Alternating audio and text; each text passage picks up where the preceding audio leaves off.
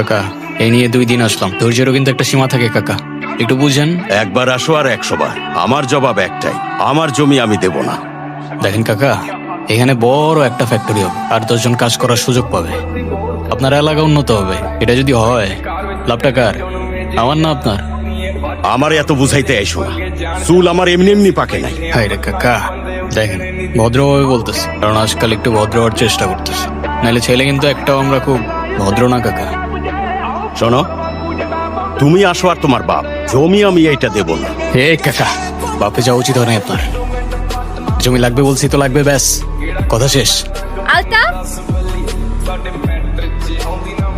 ইয়া, তুমি এখানে? বাবা তুমি ভিতরে যাও। যাও না, আমি আসতেছি।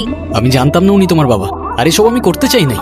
রাজু কাকা আমারে বারবার জোর করতেছে। আজকের পর থেকে আপনি না আমার পিছু করবেন আর না আমার সামনে আসবেন। আমি মানুষ চিনতে ভুল করে ফেলছি।